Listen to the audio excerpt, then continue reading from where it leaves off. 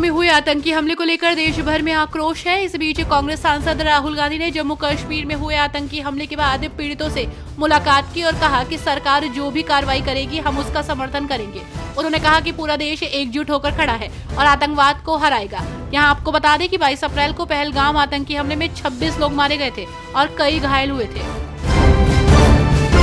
पहलगाम में हुए आतंकी हमले के विरोध में जामा मस्जिद के शाही इमाम सैयद अहमद बुखारी ने पाकिस्तान को ललकारा है। उन्होंने कहा कि बेगुनाहों का कत्ल बर्दाश्त नहीं किया जा सकता। पाकिस्तान के जरिए जो दहशतगर्द हिंदुस्तान की सरहद दाखिल कराए गए, उन्होंने मासूमों का कत्ल किया, उसे सही नहीं ठहराया जा सकता।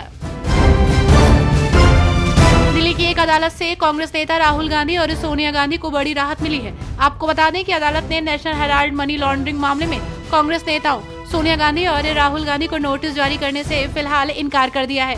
अदालत ने कहा है कि इस मामले में अभी जांच चल रही है और दोनों नेताओं को नोटिस जारी करना उचित नहीं होगा। मध्य प्रदेश के मुख्यमंत्री मोहन यादव 27 अप्रैल को इंदौर में आईटी कॉन्क्लेव में सरकारी अस्पताल में चिकित्सा सुविधाओं पर चर्चा करेंगे। इस कड़ी में मोहन यादव ने जानकारी साझा की।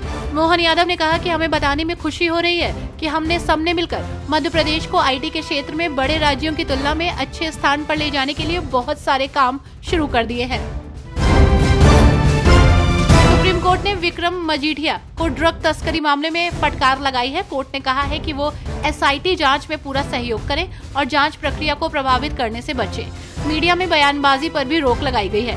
कोर्ट ने कहा है कि यदि मजीठिया ने निर्देशों का उल्लंघन किया तो उनकी जमानत रद्द भी हो सकती है। स्वामी अभिमुक्तेश्वरानंद ने पहलगाम हमले की कठोर निंदा की है। साथ ही गाय पर बात करते हुए कहा कि गाय हमारी आत्मा है, गाय हमारा प्रतीक है, गाय हमारी रक्षक है, इसकी सुरक्षा ही हमारी अपनी सुरक्षा है और साथ ही खुद की सुरक्षा करना, अपने आश्रित लोगों को बचाना, अपने समाज को बचाना एक जिम्मेदारी है। हिंदू गांव बनाकर आप हिंदू कैसे बन जाओगे कि मैं हिंदू गांव में रहता हूं, इसलिए क्या हिंदू भारत में रहने वाले सभी लोग हिंदू हो गए हैं?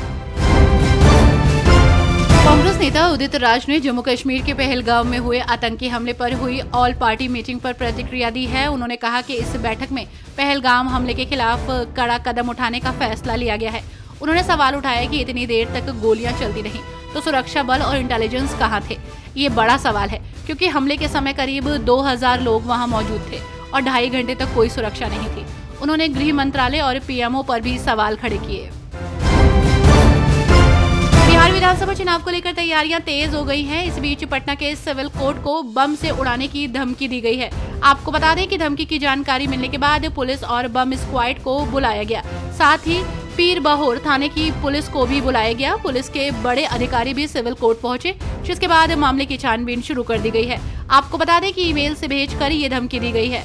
इस पूरे मामले में पटना सेंट्रल एसपी स्वीटी शेरावत ने पुष्टि की है।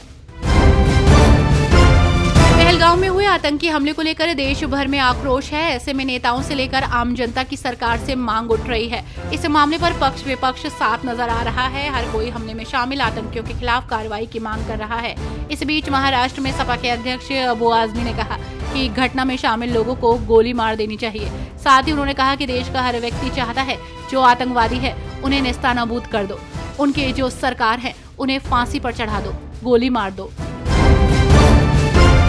राजधानी दिल्ली में अब भाजपा की सरकार है और ऐसे में भाजपा ने जिस तरह से चुनाव जीतने से पहले बड़े बड़े दावे किए थे, लेकिन अब एक भी वादे जमीनी स्तर पर पूरे होते नहीं दिखाई दे रहे हैं। वहीं इस बीच दिल्ली की ट्रांसपोर्ट व्यवस्था पर दिल्ली कांग्रेस अध्यक्ष देवेंद्र यादव ने चिंता जताई है। साथ ही उन्होंने कहा कि बीजेपी राज में बसों की कमी और शेल्टर न होने से गर्मी में यात्रियों को परेशानी हो रही है। उन्होंने दिल्ली हाई कोर्ट के उस निर्देश का हवाला दिया जिसमें राजधानी में 11,000 डीटीसी बसें जरूरी बताई गई थी।